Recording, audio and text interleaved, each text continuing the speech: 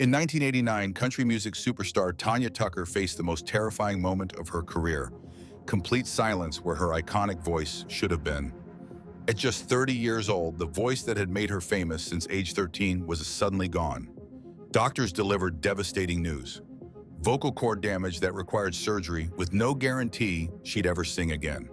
This is the untold story of how the child prodigy who conquered Nashville nearly lost everything, battled her demons, and staged one of music's most remarkable comebacks. Not once, but twice. To understand the magnitude of what Tanya Tucker faced when she lost her voice, we need to appreciate just how meteoric her rise had been. Born in Seminole, Texas in 1958, Tanya was performing by age 6. Her father, Bo Tucker, recognized her talent early and moved the family to pursue her career, first to Arizona and eventually to Las Vegas. It was in Vegas that Columbia Records executive Billy Sherrill discovered the 13-year-old with a surprisingly mature voice. Sherrill took a chance on the young singer, having her record Delta Dawn, a song about a 41-year-old woman, hardly typical material for a teenager. The gamble paid off spectacularly. The song reached number 6 on the country charts in 1972, and suddenly, country music had its first true child star. What followed was unprecedented. Through her teen years, Tucker continued to record hit after hit, often with mature themes that raised eyebrows. Songs like Would You Lay With Me in a Field of Stone and Blood Red and Going Down dealt with adult subjects, creating a fascinating contrast with her youth. By 16, she had appeared on the cover of Rolling Stone magazine, a rarity for country artists of any age. The transition from child star to adult artist is where many careers falter. But Tucker managed it with remarkable success.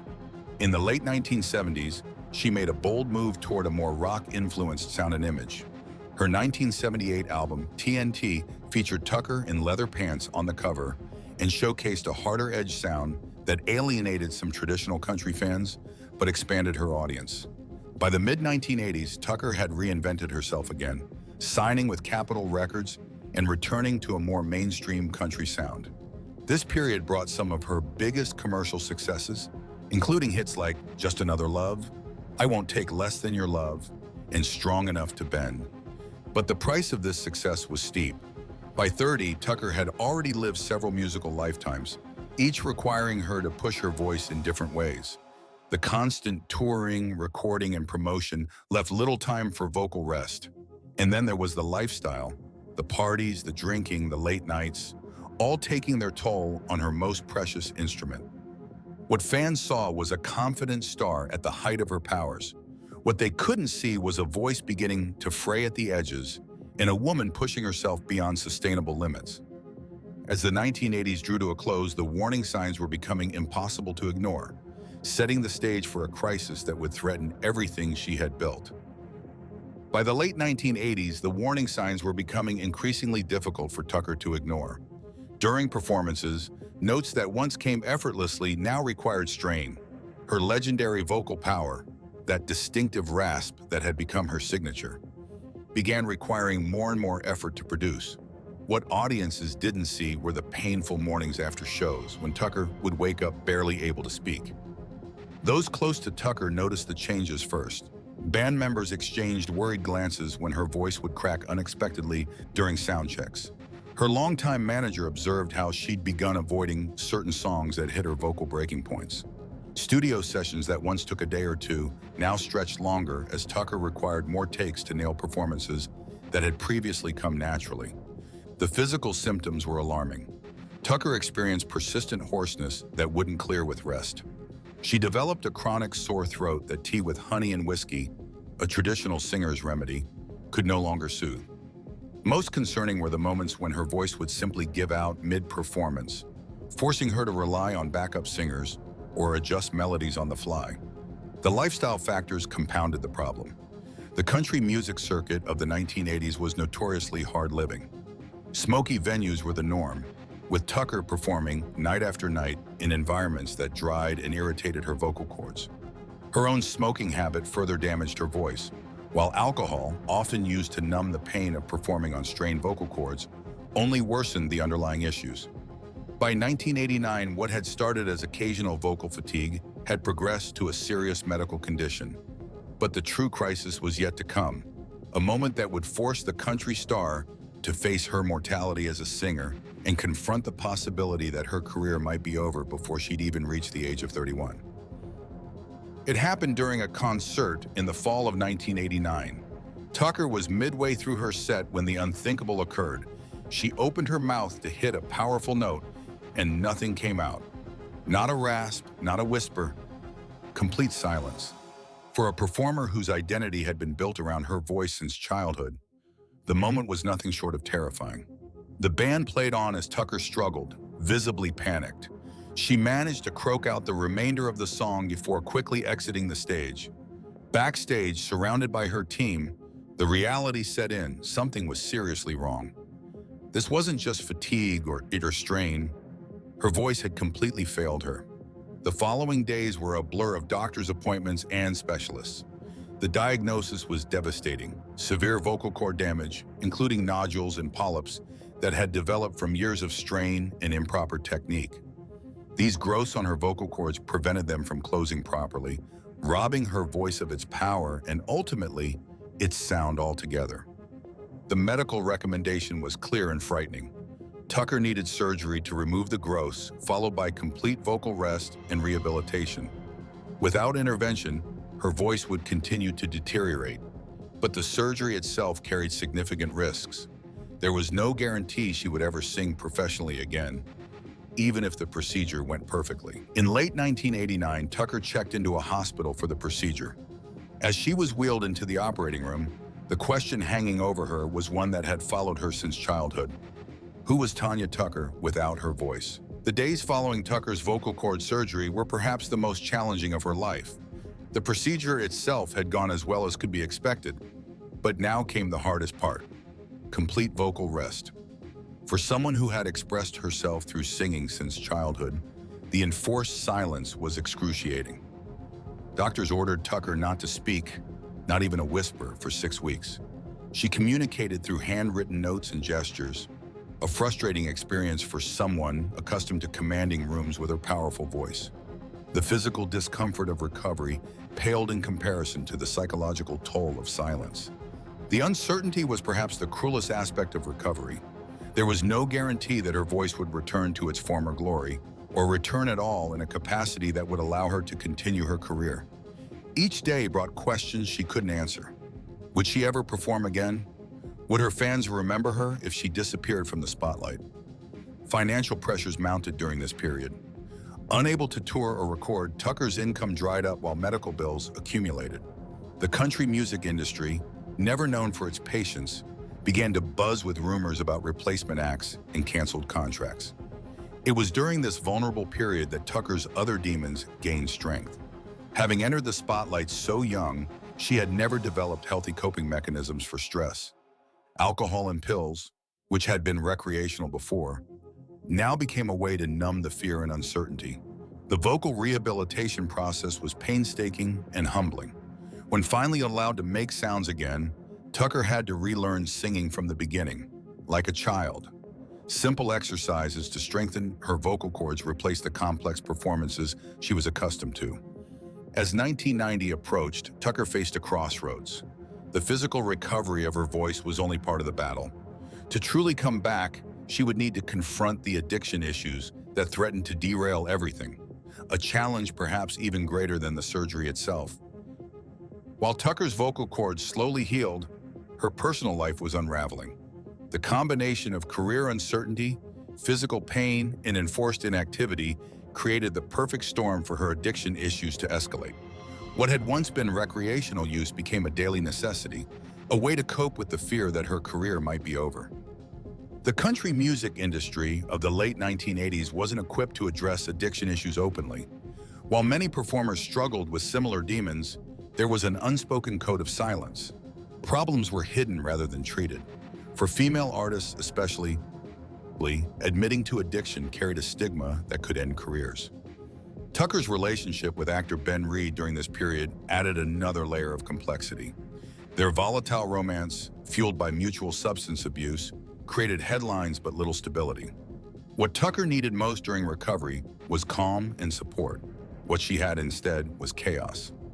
The turning point came when Tucker's voice began showing promising signs of recovery, but her addiction threatened to undo all progress. Her vocal coach delivered a stark ultimatum: choose between the substances or the singing.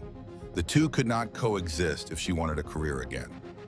In early 1990, Tucker made the difficult decision to seek help. Though she kept it quiet from the public, she entered a treatment program to address her addiction issues. For someone who had lived her entire life in the spotlight, the anonymity of recovery was both strange and necessary.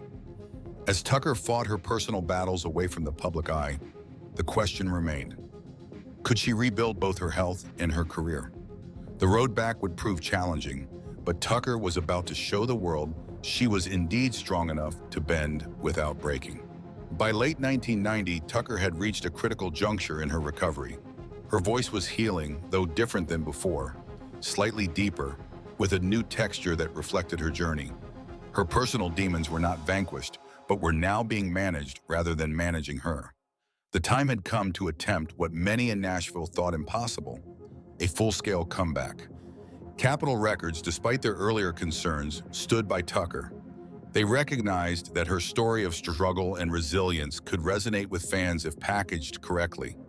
The key would be finding the right material, songs that acknowledge her journey without dwelling on the darkness. The title track of her comeback album couldn't have been more fitting: Strong Enough to Bend. Written by Beth Nielsen Chapman and Don Schlitz, the song used the metaphor of a tree that survives storms by bending rather than breaking. For Tucker, it was more than just a country hit. It was a personal manifesto. Released in 1991, Strong Enough to Bend climbed to #2 on the Billboard country charts, a remarkable achievement for an artist many had written off just months earlier. The song's success wasn't just commercial but symbolic, announcing Tucker's return not as a diminished version of her former self, but as an artist with new depth and perspective. Tucker's live performances during this period revealed how much her approach to singing had transformed. Gone were the reckless vocal acrobatics that had damaged her voice. In their place was a more controlled, nuanced technique that preserved her distinctive sound while protecting her vocal health. By 1992, Tucker had achieved what many thought impossible: a second act in an industry notorious for discarding artists after their initial fame fades. Her voice, once nearly lost, had carried her back to the top of country music, though her journey was far from over.